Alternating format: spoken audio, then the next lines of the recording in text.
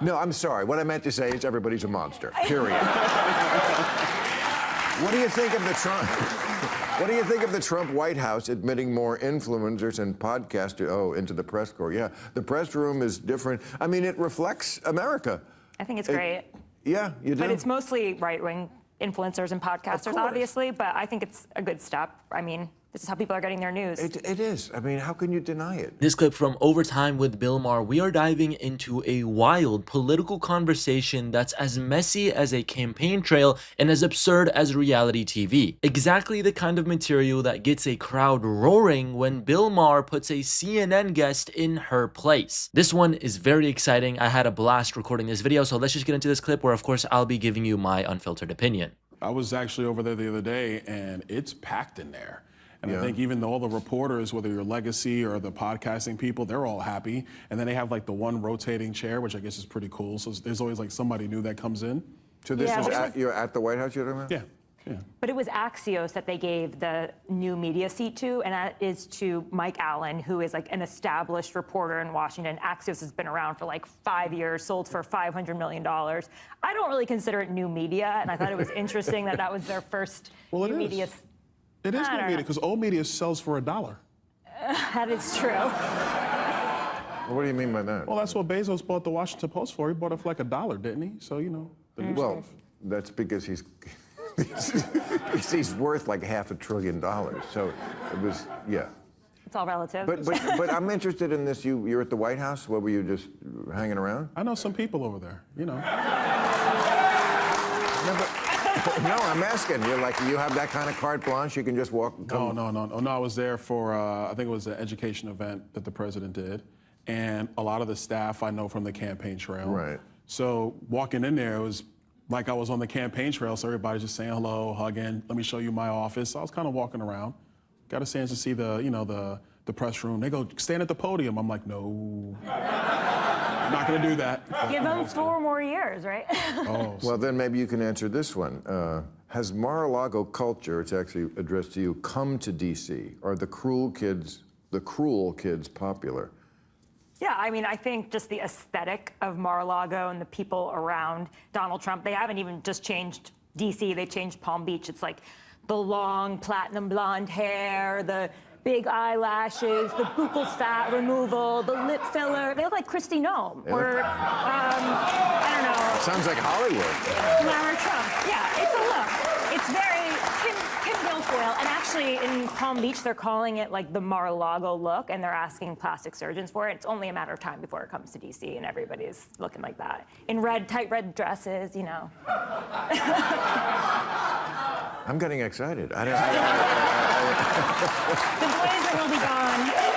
Byron, can you get me in? listen, I'll talk to the president. We'll get you in. I was kidding.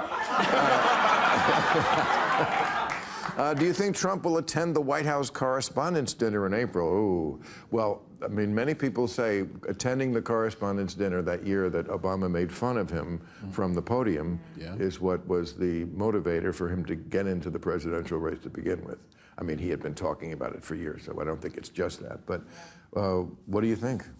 I think he will probably do it this time, and I think he'll go there and just like spank the press and be absolutely ruthless.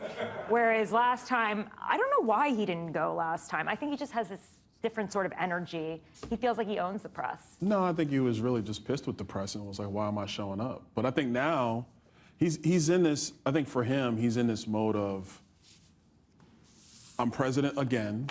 You were all against me, but I won. So I'm going to do the victory lap. So I can see him definitely going, hitting the press a little bit, but then also being a little magnanimous and enjoying the event and taking off. But not that part. That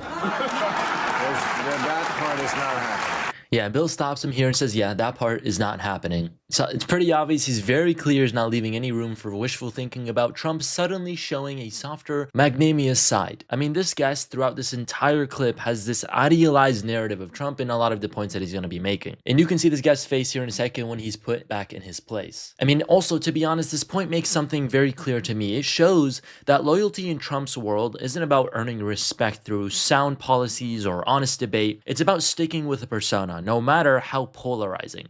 And it also makes you wonder if the political arena is more about performance than actual leadership. And honestly, in today's circus of politics, that's a truth that hits hard. But let's go ahead and continue into these other points and also just see this guy's reaction. But look, I mean, everybody did count him out. You know, everybody said it would never happen again. I mean, I didn't count him out. Right? No, and that's why you get to walk around whenever you want. Yeah. He loves loyalty. We know that. Outgoing Canadian Prime Minister Justin Trudeau told business leaders that Trump is serious. Yes, I saw that. He thinks Trump is serious about annexing Canada and making it a 51st state. I mean, really, walk me through the mechanics of Yeah. Greenland, Gaza, now. The question is, how many electoral college votes are they going to get? That's the real question, because there are a lot of liberals up there, and Not all, though. That's true. Canada is not quite the place you think it is everywhere, especially the Just a bunch Western. of lumberjacks and like, no. The lumberjacks are conservative. It is. But that's why I think it should be a territory. Why take the chance? A territory? You're kidding, right? Well, see, I don't know when you guys are kidding or not. That's the thing. You can't. There's no parity that rises above what the reality is. So you're going to have to tell me if you're kidding or not. I think everything is on the table until it's not. Including taking over Canada. No. We like the Canadians. So they can be a sovereign country?